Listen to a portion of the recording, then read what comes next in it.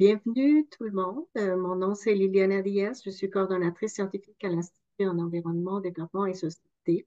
Et je suis très heureuse de vous accueillir aujourd'hui pour cette présentation du stage de fin de maîtrise. Nous avons Ahmed Haji qui va présenter les résultats de ce stage qu'il a réalisé dans le cadre d'un programme de MITAX. Donc, c'est une collaboration qui est développé entre l'Institut EDS et Hydro-Québec avec cet appui de MITAX dans le cadre d'un projet qui s'appelle la réduction de l'empreinte carbone des PME québécoises et la transition énergétique, enjeux organisationnels et humains. Donc, c'est dans le cadre de cette collaboration interfacultaire que l'Institut a coordonné et que, ben, dont sa vocation justement de faciliter et encourager les collaborations multidisciplinaires et multifacultaires. Donc, l'Institut est très heureux d'avoir accompagné cette initiative et aujourd'hui d'accueillir donc Ahmed pour présenter ses résultats. Donc, le, Ahmed va se présenter plus, plus en détail. Mais je vous rappelle donc que cette maîtrise est, est réalisée donc en sciences de la Terre, technologie environnementale du département de génie biologique de la faculté de sciences et génie. Et dans la supervision, nous avons eu des professeurs comme Olivier Boiral et Laurence Dubuc, donc Olivier Boiral de la faculté de sciences sociales et Laurence Guillaumy, donc de la faculté de sciences infirmières. Alors, c'est une belle collaboration interdisciplinaire, interfacultaire, et nous sommes très heureux donc d'accueillir Réunette, à qui je vais donner la parole tout de suite, donc pour nous présenter les résultats de son travail ces derniers mois. Donc, Annette, je t'invite à partager ton écran. Vous voyez l'écran? Oui, on voit ça parfaitement. Ok, bonjour à toutes et à tous. Aujourd'hui, je m'appelle Imad Haji, étudiant à l'Université Laval en maîtrise en sciences de la Terre, technologie environnementale. Aujourd'hui, j'ai l'honneur de vous présenter le résultat de mon stage de 4 mois dans le cadre d'un partenariat entre notre université et Hydro-Québec. Ce stage s'est financé par mes taxes et le travail s'est concentré sur les enjeux climatiques et énergétiques des initiatives d'économie circulaire dans les petites et moyennes entreprises agroalimentaires de la région de la Mauricie et de la capitale nationale. Merci de votre attention et je suis ravi de vous partager le fruit de ce projet. La présentation suivra une structure claire. Après une introduction pour poser le contexte, je vais expliquer la problématique et les défis adressés par cette étude. Par la suite, je vais présenter les objectifs et la méthodologie utilisée avant de passer aux résultats qui mettent en avant les principaux constats. Et enfin, je vais conclure avec une conclusion et des recommandations.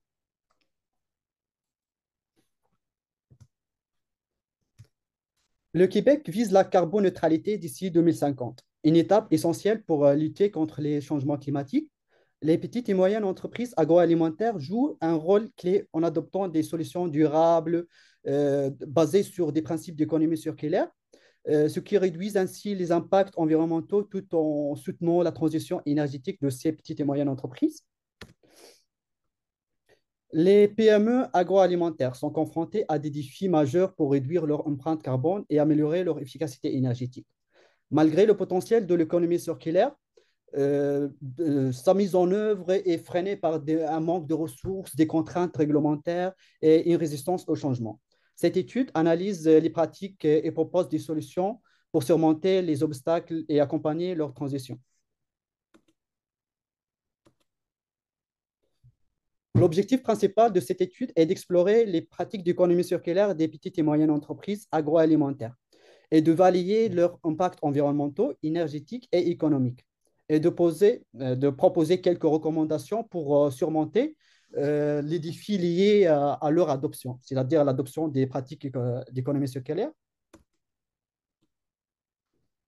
La méthodologie repose sur une approche qualitative avec 4 entretiens réalisés auprès des PME agroalimentaires.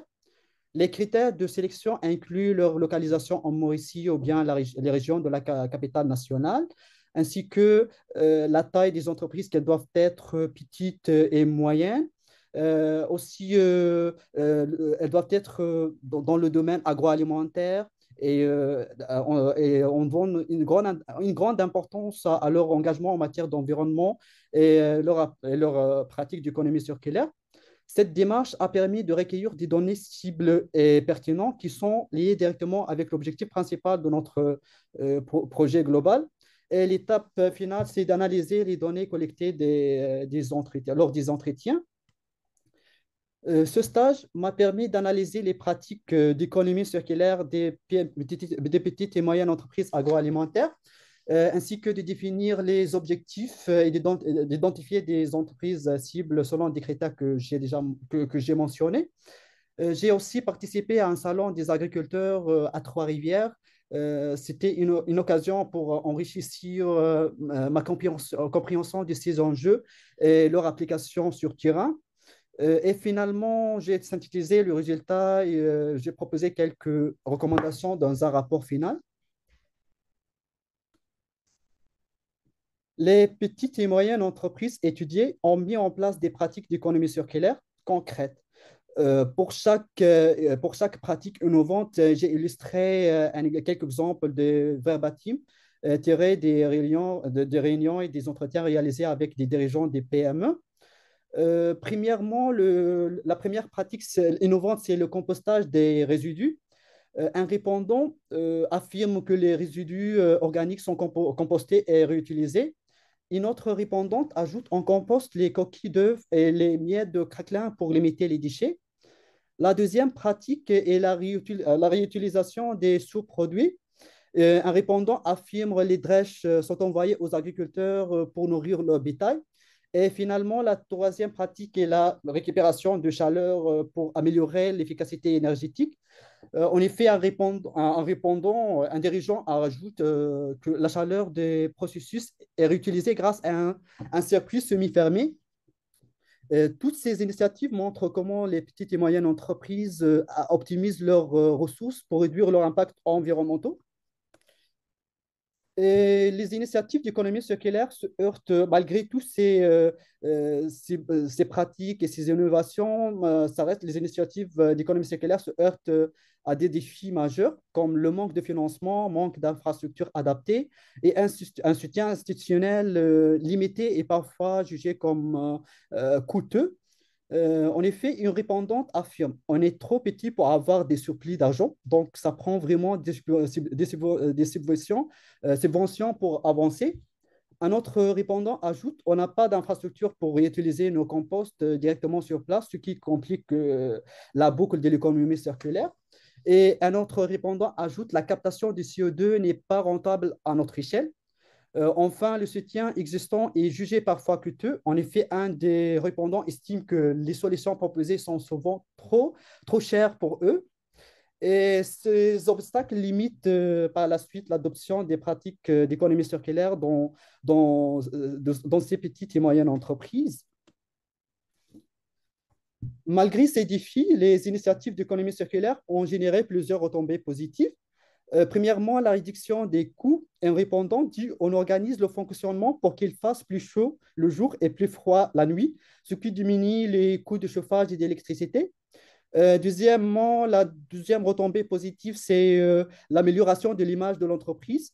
Un autre répondant affirme on est certifié biologique par EcoCert Canada, ce qui montre notre engagement environnemental et nous donne une visibilité positive. Et troisièmement, le renforcement des liens communautaires. Un répondant ajoute on travaille avec des agriculteurs locaux pour qu'ils utilisent nos drèches comme nourriture pour leur bétail, créant ainsi une synergie avec les agriculteurs locaux. Finalement, la réduction des gaz à effet de serre, d'où une répondante ajoute embauchant localement et limiter les déplacements nous permet de réduire nos émissions de gaz à effet de serre, ce que souligne l'importance de limitation de l'utilisation des moyens de transport qui sont plus ou moins polluants. Pour soutenir les petites et moyennes entreprises dans leur transition vers pratiques durables, plusieurs recommandations sont proposées. Un soutien financier est nécessaire et ça peut être sous forme des subventions pour des technologies de récupération ou bien sous forme des crédits pour les infrastructures durables ou aussi sous forme des fonds dédiés pour les petites et moyennes entreprises engagées dans le domaine d'économie circulaire. Deuxièmement, une infrastructure adaptée est très importante aussi pour mettre en place ces pratiques innovantes qui consistent à la création des centres régionaux de compostage ou bien l'installation locale des centres de biométhanisation et aussi par la mise en place des réseaux d'énergie renouvelable. Ces actions visent à lever les contraintes financières et les contraintes liées à l'infrastructure qui est parfois inadaptée avec ces nouvelles pratiques. Pour maximiser les bénéfices des initiatives d'économie circulaire, deux leviers essentiels sont proposés. La collaboration inter-entreprise qui consiste à encourager les plateformes numériques pour les échanges de produits. Aussi, la mettre en place des réseaux d'équipement et d'expertise. Et enfin, d'encourager les partenariats pour la valorisation des déchets. Deuxièmement, dans les technologies durables, c'est par la mise en place des systèmes de récupération de chaleur ou aussi par adopter des capteurs spécifiques pour optimiser la consommation la consommation de l'énergie et aussi d'acquérir à l'utilisation des équipements à faible empreinte carbone. Toutes ces actions renforcent ainsi l'efficacité et la durabilité des pratiques de ces entreprises. Comme perspective et à l'avenir, il serait pertinent de mener des recherches supplémentaires sur la gouvernance et la collaboration entre les parties prenantes pour maximiser l'efficacité énergétique de ces nouvelles pratiques. Il serait également utile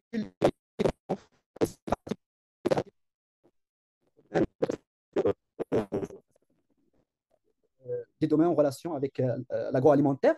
Par ailleurs, il serait important d'explorer l'impact de ces pratiques sur la performance économique des petites et moyennes entreprises. Et cette perspective permettrait de maximiser leur impact et de contribuer plus largement aux objectifs de durabilité et de transition énergétique. Bon, en effet, ce stage a plusieurs contributions. Tout d'abord, il a posé une base solide pour les recherches futures en tant que première étape d'un projet qui sera poursuivi par un autre étudiant, un autre stagiaire. Il a également permis d'établir des partenariats régionaux avec acteurs locaux et d'identifier certaines pratiques d'économie circulaire et surtout d'identifier les entreprises, les petites et moyennes entreprises qui les adoptent.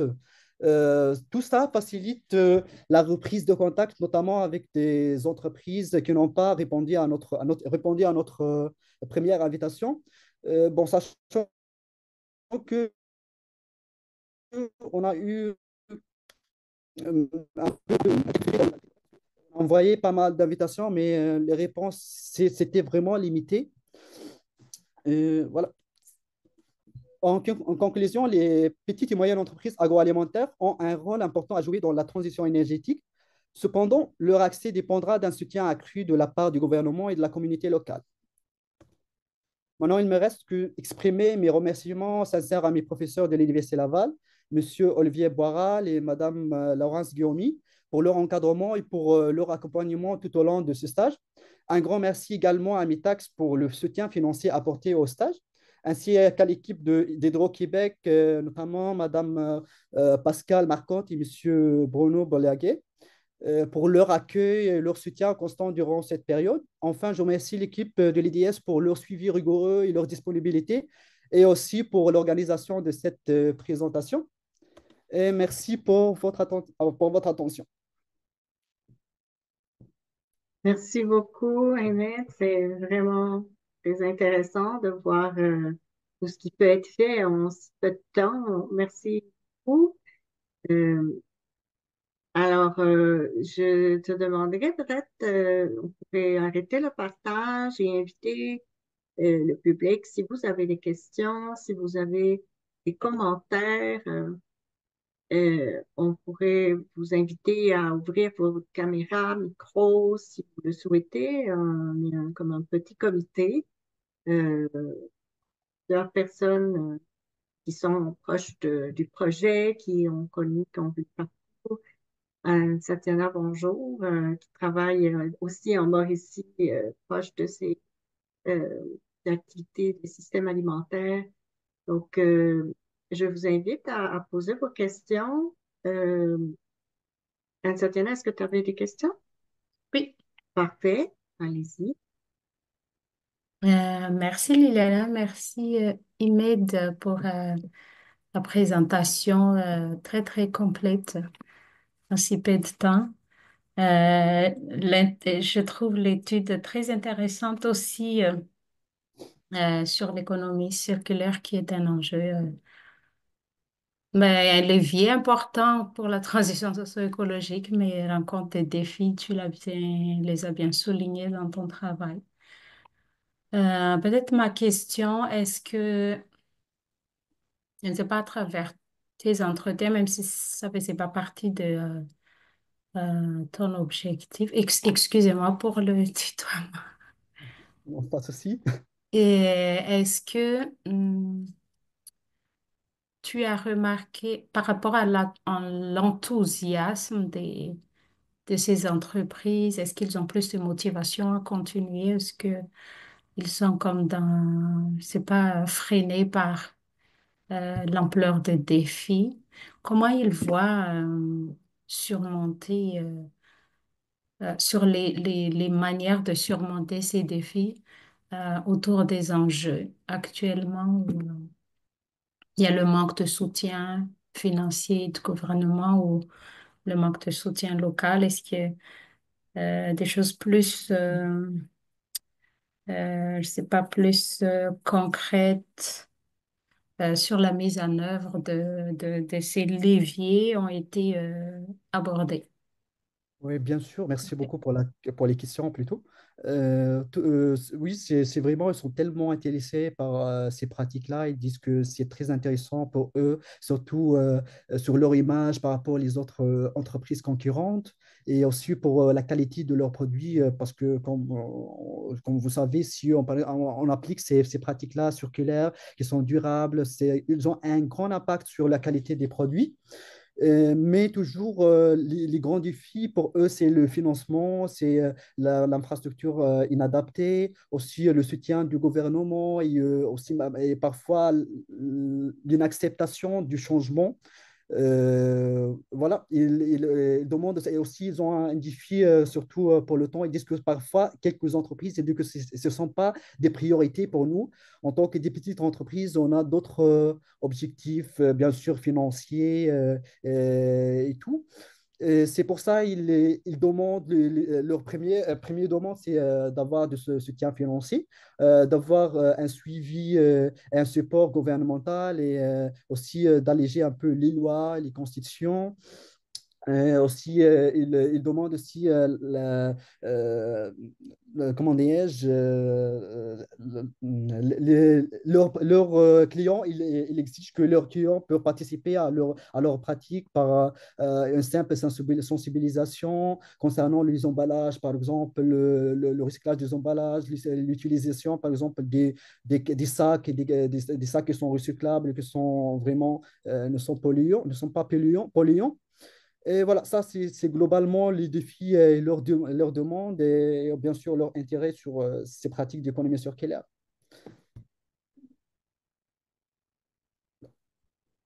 Merci beaucoup. Est-ce qu'il y a d'autres questions dans la salle? Les participants, voulez-vous ouvrir vos micros ou envoyer peut-être des questions? Bonjour Imed. Bonjour. J'aurais une question dans le fond.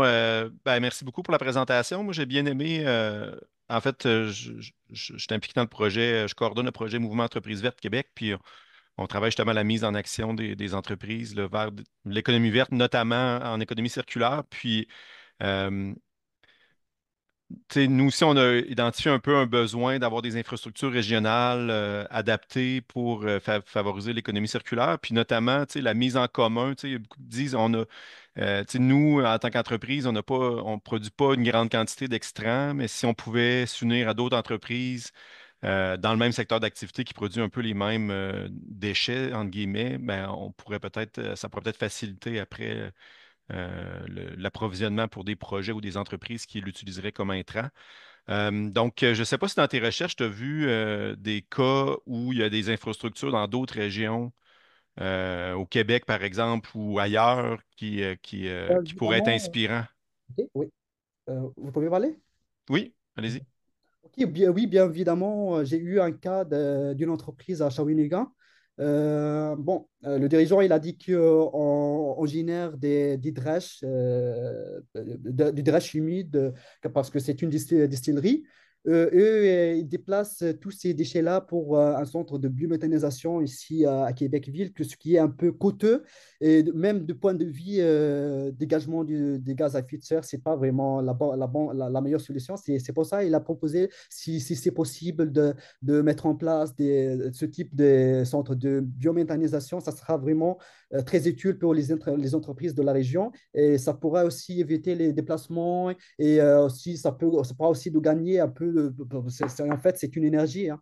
Si on peut valoriser ces déchets-là, on peut créer de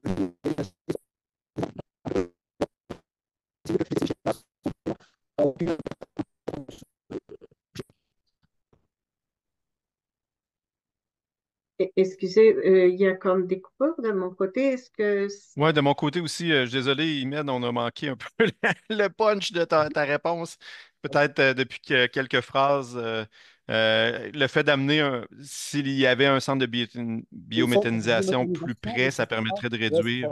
oui, de réduire les déplacements, ça va être vraiment très utile pour valoriser ces déchets. Ça nous permet aussi de créer une nouvelle sorte d'énergie. C'est une source d'énergie mieux que la jeter comme ça sans aucune importance. OK, merci. Aussi, je vois aussi une question en Tiana sur le chat. Est-ce que tu peux partager le nom de cette entreprise un peu? Bon, malheureusement, je ne peux pas partager le nom des entreprises parce que c'est confidentiel. Je suis désolé. je voulais rebondir un petit peu sur cette question parce que il y avait dans des recommandations d'explorer davantage les enjeux de gouvernance. Puis je voulais t'entendre un petit peu plus par rapport à ça parce que ce serait intéressant de voir quels sont les scénarios possibles, quels seraient les partenaires idéaux pour mettre en place ce genre d'infrastructure collective. Est-ce que on devrait aller du côté des municipalités ou plus des MRC, ou est-ce que peut-être qu'il y a des pistes de quelques programmes qui existent puis que les entreprises ne connaissent pas? Est-ce que déjà voilà, tu as pu amorcer un tout petit peu cet aspect du cadre de gouvernance qui peut appuyer en toutes ces différentes initiatives? Oui, généralement, les entreprises, elles ont accès directement à des associations locales. Je donne l'exemple, bon, c'est pas confidentiel, sur Keller, Mauricie, elle donne un coup de main pour les entreprises là-bas qui veulent appliquer ces recherches, ces pratiques-là d'économie circulaire. Aussi, il faut une intervention du gouvernement parce que je vois que c'est eux qui sont le plus capables de mettre en place cette infrastructure-là, c'est plus ou moins coûteuse. Donc, ou bien une autre solution, ça peut être l'intervention des sociétés privées qui veulent euh, euh, euh, vraiment. Merci beaucoup. Écoutez, on commence à avoir des problèmes techniques. Ouais. Je pense que le réseau est un peu instable, donc ça coupe parfois. C'est vraiment intéressant de voir. De toute manière, c'est un projet qui démarre. C'était le, le premier stage qui a été réalisé dans le cadre de ce programme. Donc, c'est un début qui pourrait être pris pour les prochains stagiaires et par d'autres recherches qui vont se faire par la suite. Puis comme Jason l'a mentionné, ça fait partie aussi d'une collaboration avec plusieurs PME de la région de la capitale nationale. Donc, il y a un croisement d'informations et d'initiatives pour apprendre collectivement est amorcé à partir de ça. Alors, on te remercie vraiment ta Merci. contribution pour tout son travail. Est-ce qu'il y avait d'autres questions? Ah oui, Oui, peut-être, est-ce que je peux poser une question? bien sûr, Monsieur Olson, Pour- bienvenue. Oui, bonjour, merci. Juste pour donner peut-être un contexte, vous avez parlé de le contexte interdisciplinaire, interfacultaire. Moi, je suis un génie géologique qui semble vraiment loin de ce domaine, mais en fait, ça m'a fait penser. Imed, ta présentation était excellente. Ça m'a fait penser des systèmes géothermiques. Tu as parlé de la récupération de chaleur. Ça, c'est un processus à l'interne, j'imagine, l'exemple que tu as donné, mais énergie renouvelable, récupération de chaleur. Pourrais-tu nous donner comme, si tu as trouvé des exemples, ou par exemple les serres, je comprends qu'il y a des serres partout qui sont réchauffées par les systèmes géothermiques. As-tu des exemples à nous présenter? Oui, l'utilisation, par exemple, les chaleurs de four, on pourra récupérer ces chaleurs-là, et surtout ici à Québec, il fait tellement froid. On peut l'utiliser pour le chauffage des locaux, on pourra même utiliser pour le chauffage de l'eau, chauffage des serres, comme vous avez mentionné. Donc, il y a pas mal d'utilisations pour la chaleur dégagée dans le cadre des processus de Oh, certaines ça entreprises. coupe encore. Je vais fermer la vidéo. Peut-être ça cause des problèmes. Est-ce que ça fonctionne? Est-ce que tu m'entends? Oui, on vous entend. Inès, si tu peux reprendre ta réponse. Ça coupe un peu, mais peut-être tu peux juste répéter vers la fin ce que tu as dit. Et les systèmes géothermiques, si j'ai bien compris ta réponse, oui, il existe des exemples, plusieurs exemples. C'est utilisé au Québec maintenant, les systèmes géothermiques pour les serres, etc.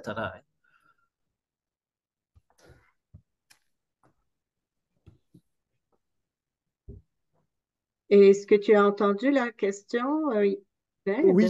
j'ai entendu la question, mais vous m'entendez? Oui, là, on t'entend. Ok, bon, la question c'est comment l'utilisation de comment on peut utiliser ces chaleurs-là, d'ailleurs, c'est considéré comme une perte pour les entreprises industrielles.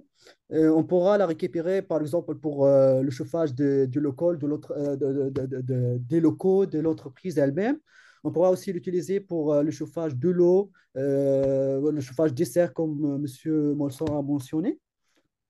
Et voilà. Mais la récupération de la chaleur, c'est une vraiment technique un peu coûteuse. Donc, la plupart des entreprises, ils voient que laissent perdre cette chaleur-là mieux que la récupérer. Et ça va coûter une fois.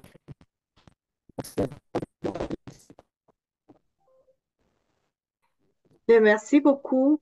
Je vois qu'on a de plus en plus de difficultés techniques, ça coupe. Je suis désolée, je pense que on a fait quand même le tour de la question. On a vu qu'il y a un travail intéressant qui Entendu? est amorcé. Oui, et ça coupe de plus en plus. Je pense qu'on va devoir arrêter. Voilà. Merci à vous, merci pour votre assistance, merci beaucoup pour votre Merci tout le monde. Merci beaucoup de votre participation et félicitations, Ahmed, pour ce travail. Bonne continuation et merci à tout le monde. Vous êtes Ciao. invités à nos prochaines activités et joyeuses fêtes aussi pour tous. Merci. Merci à vous tous pour votre soutien et votre suivi durant toute la période de stage. Merci, Avec très bien, plaisir. très Merci bien. beaucoup. Merci pour votre participation.